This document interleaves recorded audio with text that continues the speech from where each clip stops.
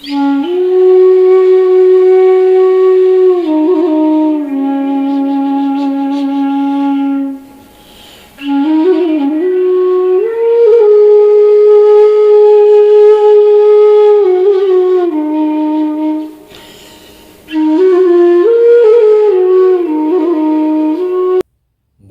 শ্রদ্ধা ও প্রণাম, ছোটদের স্নেহ ভালোবাসা জানাই। শুরু করছি আজকের টপিক নিয়ে কিছু কথা। আজকের টপিক ইষ্ট বা ভগবানের প্রতি আমাদের টান বা ভালোবাসা কি করে বাড়ে। তার আগেই বলি যে ইষ্টের প্রতি টান বা ভালোবাসার দরকার কি, তাতে আমাদের কি লাভ, তাকে ভালোবাসলে আমাদের কি হয়। ঠাকুর বলেছেন যে অনুরাগ আনে বৃত্তি নিয়ন্ত্রণ, অর্থাৎ আমাদের যে প্রবৃত্তিগুলো আছে কাম, ক্রোধ, লোভ, মদ, মোহ, মাৎসর্য, এগুলো নিয়ন্ত্রিত হয়ে ওঠে আমরা যখন ইষ্টকে বা ভগবানকে ভালোবাসতে পারি। তার আগে, অর্থাৎ তাকে না ভালোবাসলে, ইষ্টকে ভালোবাসা না হলে বৃত্তি প্রবৃত্তি কিন্তু কম বেশি অনিয়ন্ত্রিতই থাকে। আর এই যে দুঃখ, জ্বালা, যন্ত্রণা, যত কিছুর মূল কারণই হচ্ছে এই অনিয়ন্ত্রিত বৃত্তি প্রবৃত্তি। তাই জীবনের সুখ শান্তির চাবিকাঠি হচ্ছে প্রবৃত্তির নিয়ন্ত্রণের মধ্যে। বৃত্তি প্রবৃত্তিগুলো যত নিয়ন্ত্রিত হয়ে ওঠে, আমরা ততই সুখের, শান্তির, আনন্দের অধিকারী হয়ে উঠি। যত অনিয়ন্ত্রিত হয় বা যতটা অনিয়ন্ত্রিত থাকে, ততটাই আমাদের দুঃখের কারণ হয়। তাকে না ভালোবাসলে জীবনটাই বৃথা। আমরা দীক্ষা গ্রহণ করি, উৎসব করি, সৎসঙ্গে যাই, প্রসাদ গ্রহণ করি, যত কিছুই করি না কেন, মূল উদ্দেশ্যটাই হচ্ছে তার প্রতি ভালোবাসা তৈরি করা। একবার তাকে অহেতুকভাবে ভালোবেসে ফেললেই আর কোনো চিন্তা নেই। জীবন তখন স্রোতস্বিনী নদীর মতো এগিয়ে যেতে থাকে। কোনো বাধা, কোনো বিরুদ্ধ প্রভাব আর জীবনকে থামিয়ে রাখতে পারবে না। গন্তব্যে পৌঁছানোর জন্য তখন জীবন তরতর করে এগিয়ে যাবে। তো আজকের টপিক হচ্ছে যে এই যে ভালোবাসা, ইষ্টের প্রতি ভালোবাসাটা কি করে আসে, কেমন করে সেটা সম্ভব, সেই নিয়ে ঠাকুর কি বললেন তা আমি দু একটা বইয়ের মধ্যে থেকে তুলে ধরছি। আলোচনা প্রসঙ্গ গ্রন্থের 4th খণ্ডের 45 পৃষ্ঠায় এই নিয়ে ঠাকুর যা বলেছেন তা আমি পাঠ করছি। শুনলে সবাই উপকৃত হবেন অবশ্যই।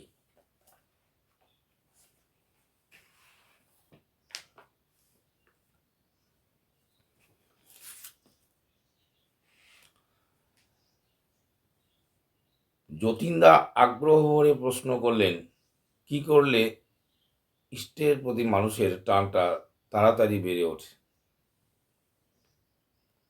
শ্রী শ্রী ঠাকুর বললেন, কিছু না, অত্যন্ত সোজা ব্যাপার। বলতে হয়, ঠাকুর তোমা বই আমি জানি না, আর যা কিছু করতে হয় তার জন্য তাকে দিতে থুতে হয়। তিনি যাতে খুশি হন সেই সব কাজ করতে হয়। যা তিনি পছন্দ করেন না তেমনতর চলনের ধার কাছ দিয়েও যেতে নেই। এইসব করতে করতে টান বেড়ে ওঠে। দেখেন না পরের মেয়েগুলি স্বামীর ঘর করতে এসে কেমন হয়। বিয়ের পর বাপের বাড়ি থেকে শ্বশুর বাড়ি যাওয়ার সময় কাঁদতে কাঁদতে যায়, ভাবে কোথায় কোন অবস্থার মধ্যে গিয়ে পড়বে। তার তো কোনো নিশ্চয়তা নেই, ভয় ভাবনার অন্ত থাকে না। কিছুদিন যেতে না যেতে স্বামীর ঘর তার আপন জায়গা হয়ে ওঠে। তখন বাপের বাড়ি এসে আবার বেশি দিন থাকতে চায় না। বলে, আমি ওখানে না থাকলে শ্বশুর শাশুড়ির সেবা যত্ন ঠিক মতো হয় না, আমি আর বেশি দিন থাকবো না, তাড়াতাড়ি চলে যাব। বাপের বাড়ির আরাম বিরাম ফেলে এই যে শ্বশুর বাড়িতে ছুটে যেতে চায়, কেন চায়? চায় কারণ সেই বাড়ি ও বাড়ির লোকজনকে সে আপন করে নিয়েছে। এই যে পর সব আপন হলো, তা হলো কি করে? এর পেছনের ইতিহাস হলো স্বামীকে ও স্বামীর আপনজনকে নিজের বলে স্বীকার করে নিয়েছে। শুধু স্বীকার করে নিয়ে যদি বসে থাকতো তাহলে কিন্তু হতো না। আপন বলে ভাবলে যা যা করে দিনের পর দিন অজস্র রকমে তা করেছে। এই ভাবা বলা করার ভিতর দিয়ে অজ্ঞাতসারে মমতার শিকড় মোটা ও লম্বা হয়ে গেছে।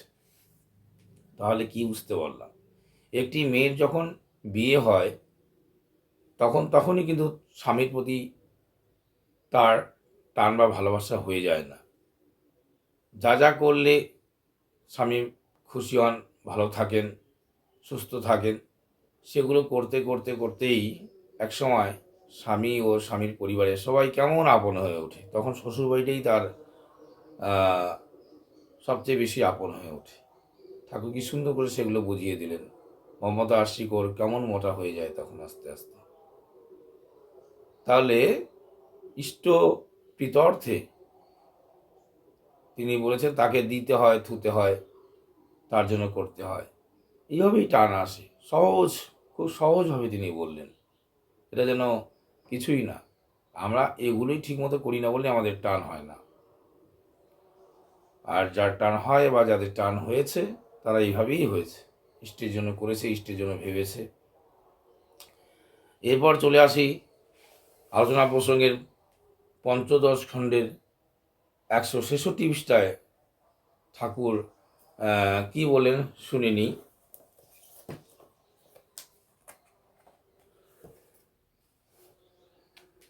এটাতে কি বললেন?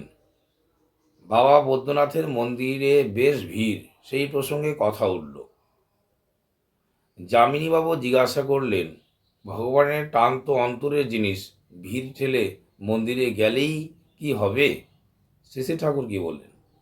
মন্দিরে যাবেন কি না সে আপনার ব্যক্তিগত ব্যাপার, কিন্তু ভগবানের জন্য বিধিমাফিক করার ভিতর দিয়ে যে তাঁর প্রতি টান গজাতে থাকে এ কথা ঠিকই। তাই আছে ইষ্টবিতর্থে যজন যাজন ইষ্টবিধি করার কথা। ওই করার ভিতর দিয়ে ইষ্টানুরাগ বাড়ে, তার জন্য করা চাই। যেমন ছেলের জন্য অত খাটি, অত করি, তাই তার উপর টান বাড়ে। ঠাকুর বলেছেন না যে এই যে ছেলের বা সন্তানের জন্য আমরা কত না কত কিছু করি, কত খাটি, সেই জন্যই টান বেড়ে যায়। ঠিক ইষ্ট বিতর্থে, ইষ্টের খুশির জন্য করতে হয়। সাধ্যমতো করলে, চেষ্টা করলেই টান বেড়ে যায়। আমরা এই টান বা ভালোবাসাই জীবনের মূল। আর তা কী করে হয়? নানা গ্রন্থে এগুলো আমরা পাই। সেগুলো পড়লে আমাদের